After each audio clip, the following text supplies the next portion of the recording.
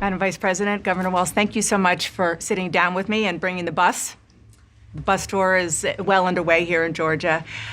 You have less time to make your case to voters than any candidate in modern American history. The voters are really eager to hear what your plans are. If you are elected, what would you do on day one in the White House?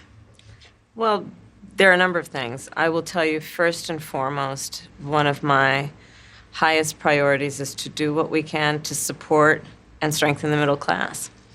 When I look at the aspirations, the goals, the ambitions of the American people, I think that people are ready for a new way forward, in a way that generations of Americans have been fueled by hope and by optimism.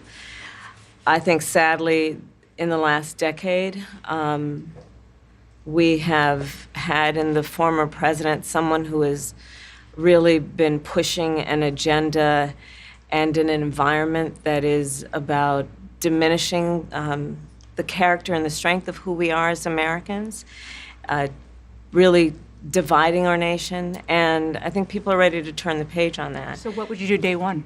Day one, it's going to be about, one, implementing my plan for what I call an opportunity economy. I've already laid out a number of proposals in that regard, which include what we're going to do to bring down the cost of everyday goods, what we're going to do to invest in America's small businesses, what we're going to do to invest in families, for example, extending the child tax credit to $6,000 for families for the first year of their child's life, to help them buy a car seat, to help them buy baby clothes, a crib. There's the work that we're going to do that is about investing in the American family around affordable housing, a big issue in our country right now. So there are a number of things on day one. What about you?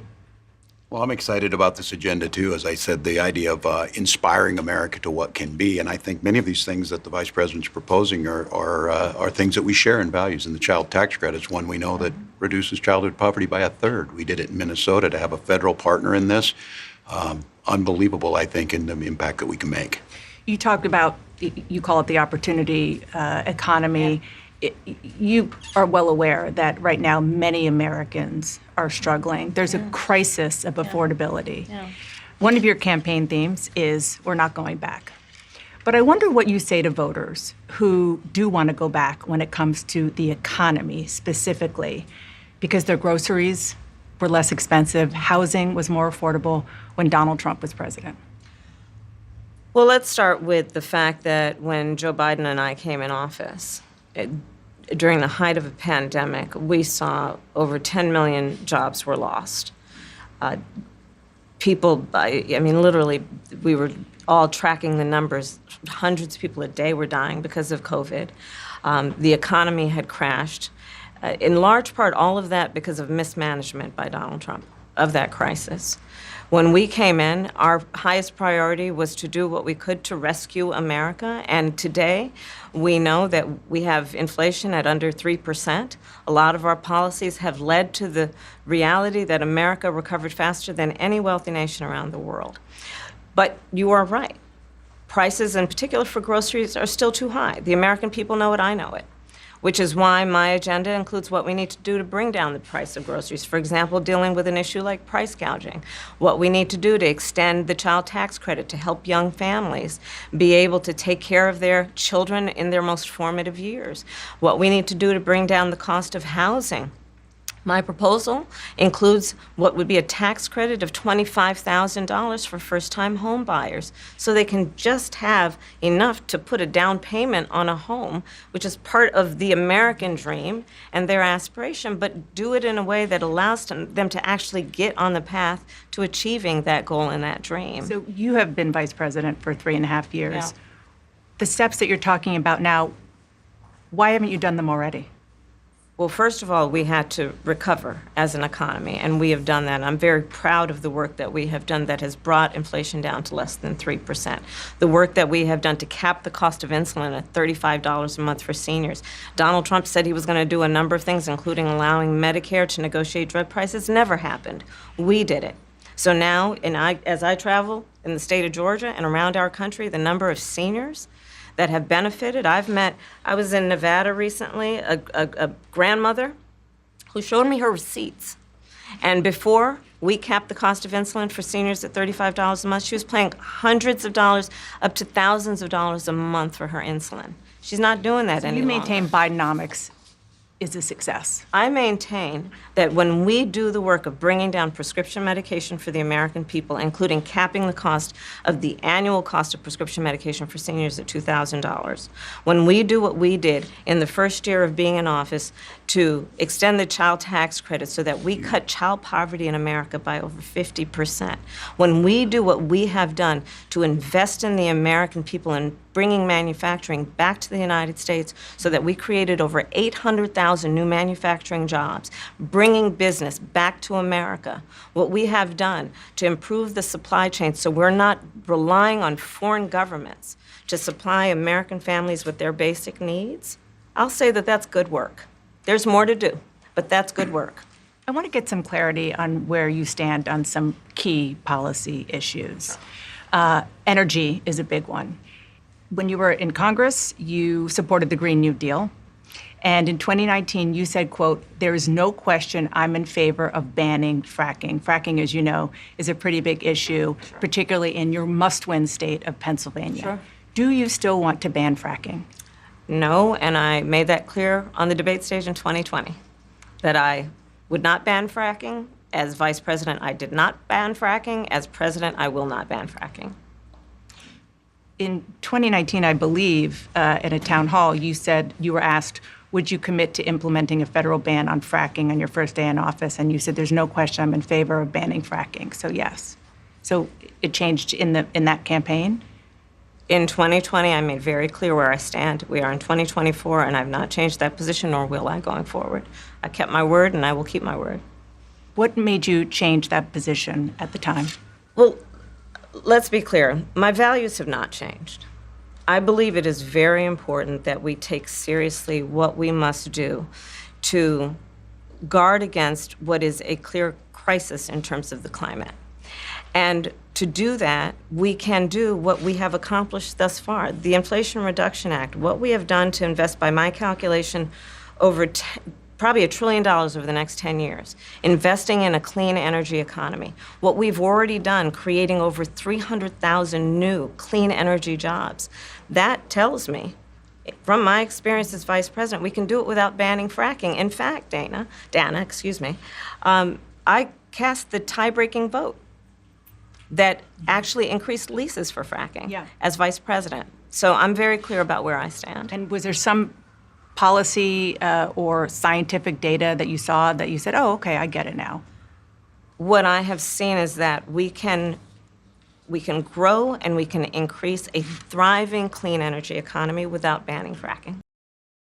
Another issue, big one, is immigration. Mm-hmm. As vice president, you were tasked with addressing the root causes of migration in southern countries and northern part of Central America. The northern part of Central America that affects the southern border of the U.S. Mm-hmm. During the Biden-Harris administration, there were record numbers of illegal border crossings. Why did the Biden-Harris administration wait 3.5 years to implement sweeping asylum restrictions? Well, first of all, the root causes work that I did as vice president, that I was asked to do by the president, has actually resulted in a number of benefits, including historic investments by American businesses in that region. The number of immigrants coming from that region has actually reduced since we began that work. But I will say this, that Joe Biden and I and our administration worked with members of the United States Congress on an immigration issue that is very significant to the American people and to our security, which is the border. Mm-hmm. And through bipartisan work, including some of the most conservative members of the United States Congress, a bill was crafted, which we supported, which I support. And Donald Trump got word of this bill that would have contributed to securing our border, and because he believes that it would not have helped him politically, he told his folks in Congress, don't put it forward. He killed the bill. A border security bill that would have put 1,500 more agents on the border. And let me tell you something, the Border Patrol endorsed the bill. And I'm sure in large part because they knew they were working around the clock, and 1,500 more agents would help them. That bill would have allowed us to increase seizures of fentanyl. Ask any community in America that has been devastated by fentanyl what passing that bill would have done to address their concern and a pain that they've experienced. So you would push that legislation again. I just want to Not ask only about push it, I will make sure that it comes to my desk and I would sign it. just one other question about something that you said in 2019 when you first ran. There was a debate. You raised your hand when asked whether or not the border should be decriminalized. Do you still believe that? I believe there should be consequence. We have laws that have to be followed and enforced that address and deal with people who cross our border illegally, and there should be consequence. And let's be clear, in this race, I'm the only person who has prosecuted transnational criminal organizations who traffic in guns, drugs, and human beings. I'm the only person in this race who actually served a border state as Attorney General to enforce our laws, and I would enforce our laws as president going forward. I recognize the problem. Generally speaking, how should voters look at some of the changes that you've made, that you've explained some of here in your policy? Is it because you have more experience now and you've learned more about the information? Is it because you were running for president in a Democratic primary? And should they feel comfortable and confident that what you're saying now is going to be your policy moving forward? Dana, I think the most important and most significant aspect of my policy perspective and decisions is my values have not changed. You mentioned the Green New Deal. I have always believed, and I have worked on it, that the climate crisis is real, that it is an urgent matter to which we should apply metrics that include holding ourselves to deadlines around time. We did that with the Inflation Reduction Act. We have set goals for the United States of America and by extension the globe around when we should meet certain standards for reduction of greenhouse gas emissions, as an example. That value has not changed. My value around what we need to do to secure our border, that value has not changed. I spent 2 terms as the Attorney General of California prosecuting transnational criminal organizations, violations of American laws regarding the illegal passage of guns, drugs, and human beings across our border. My values have not changed. So that is the reality of it. And 4 years of being vice president, I'll tell you, one of the aspects to your point is traveling the country extensively. I mean, I'm here in Georgia. I think somebody told me 17 times since I've been vice president in Georgia alone. I believe it is important to build consensus, and it is important to find a common place of understanding of where we can actually solve problems. On that note, you had a lot of Republican speakers at the convention. Will you appoint a Republican to your cabinet? Yes, I would. Anyone in mind? Yes, I would. No one in particular in mind. We got 68 days to go with this election, so I'm not putting the cart before the horse, but I would. I think it's really important. I have spent my career inviting diversity of opinion. I think it's important to have people at the table when some of the most important decisions are being made that have different views, different experiences. And I think it would be to the benefit of the American public to have a member of my cabinet who was a Republican. I want to ask you about your opponent, Donald Trump. Okay. I was a little bit surprised. People might be surprised to hear that you have never interacted with him, met him face to face. That's going to change soon. But what I want to ask you about is what he said last month. He suggested that you happened to turn black recently for political purposes, questioning a core part of your identity. Yeah. Any? Same old tired playbook. Next question, please. That's it? That's it. Okay. Let's talk about some foreign policy issues that would be on your plate if you become commander-in-chief. President Biden has tried unsuccessfully to end the war between Israel and Hamas in Gaza. He's been doing it for months and months, along with you. Would you do anything differently? For example, would you withhold some U.S. weapons shipments to Israel? That's what a lot of people on the progressive left want you to do? Let me be very clear. I'm unequivocal and unwavering in my commitment to Israel's defense and its ability to defend itself. And that's not going to change. But let's take a step back. October 7, 1,200 people were massacred.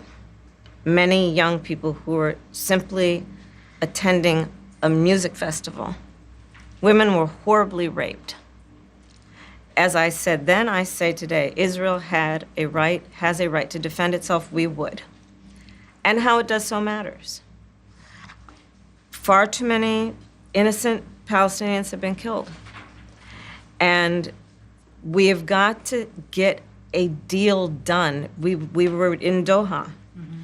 We have to get a deal done. This war must end. And in the meantime, and we must get a deal that is about getting the hostages out.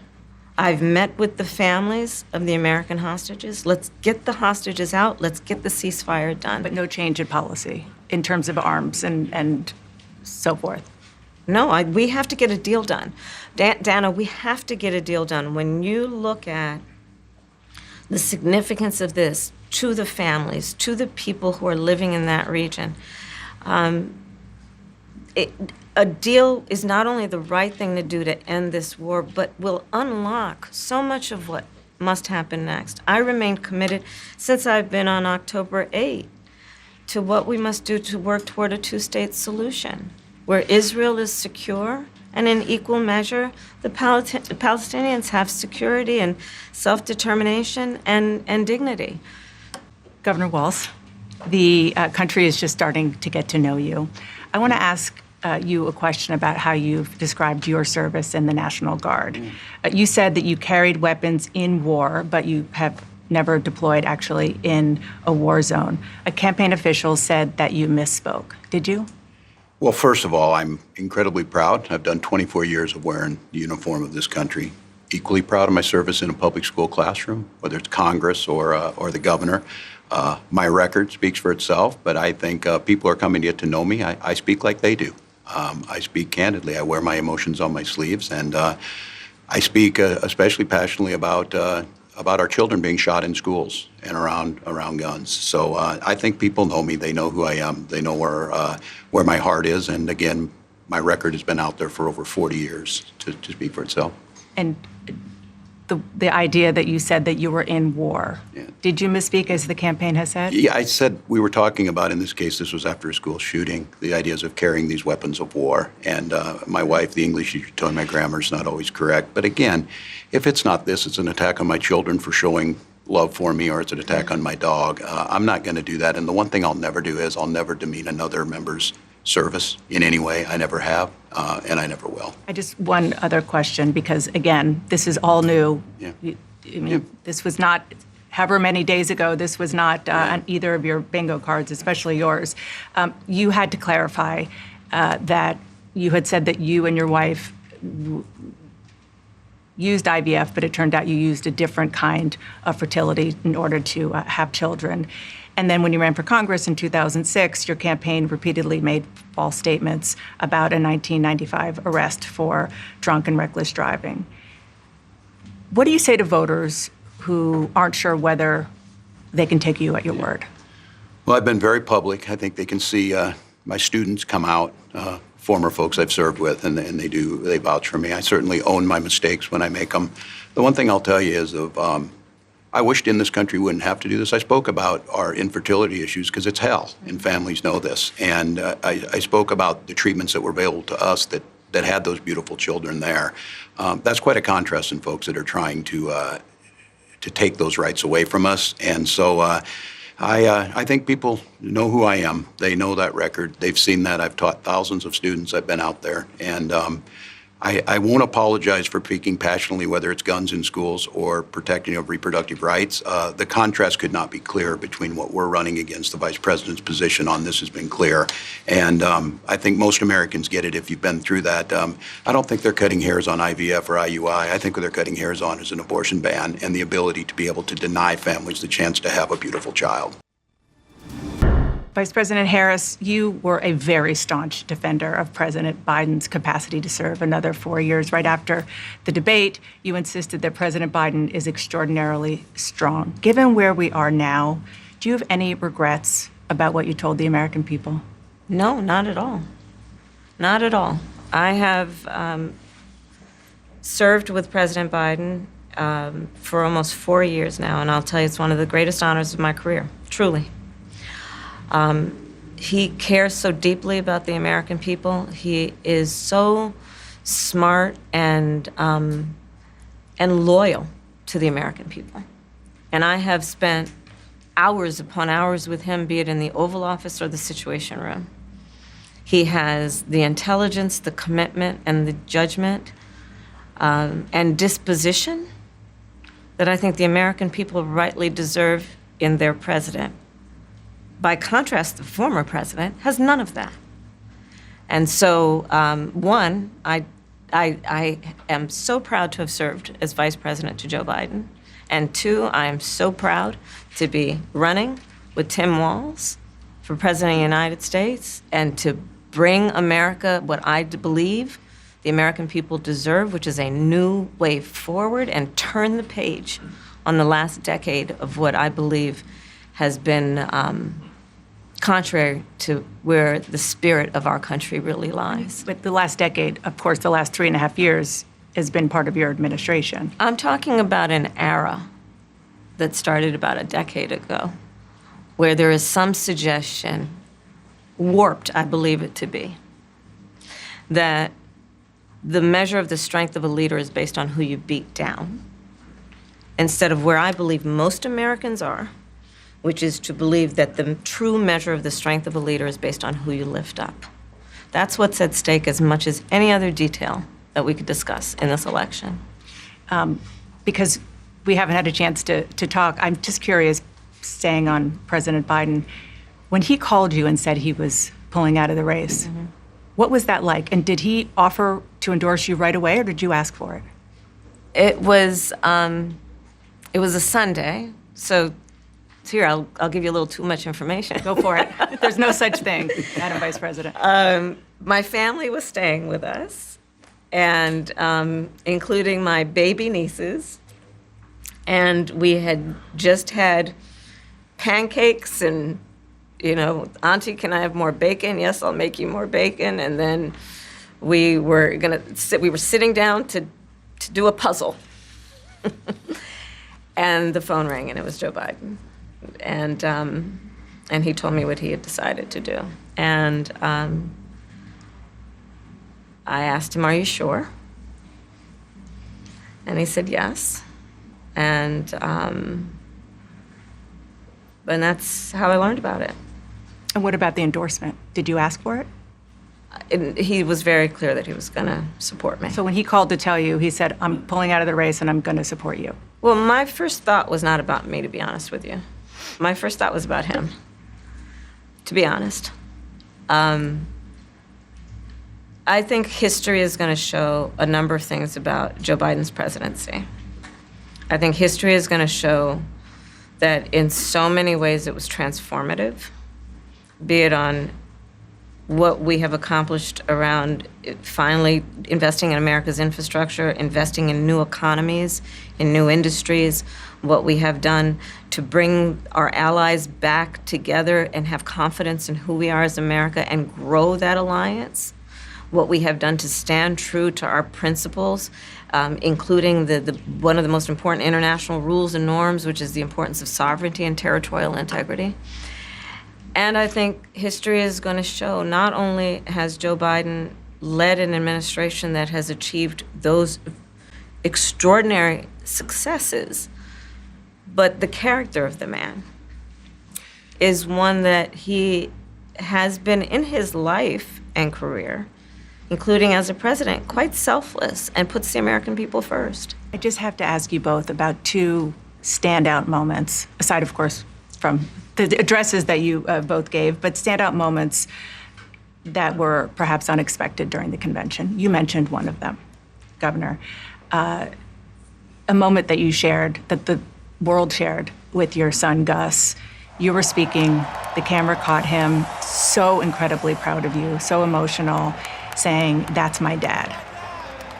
Yeah, I don't know as a father I could have ever imagined that. I'm grateful for so many reasons to be on this ticket, but that moment, to understand what was really important, to have my son feel a sense of pride in me, that I was trying to do the right thing. And it was, you try and protect your kids, it brings notoriety and things, but it was just such a visceral, emotional moment that I'm grateful I got to experience it, and I'm so proud of him. I'm proud of him. I'm proud of Hope. I'm proud of Gwen. She's a wonderful mother, and these are great kids. And I think the one thing is, talking about the era we're in, is our politics can be better. It can be different. We can show some of these things, and we can have families involved in this. And I hope that I hope people felt that out there, and I hope they hug their kids a little tighter, because you just never know, and life can be kind of hard. And last question, Madam Vice President, the photograph that has gone viral.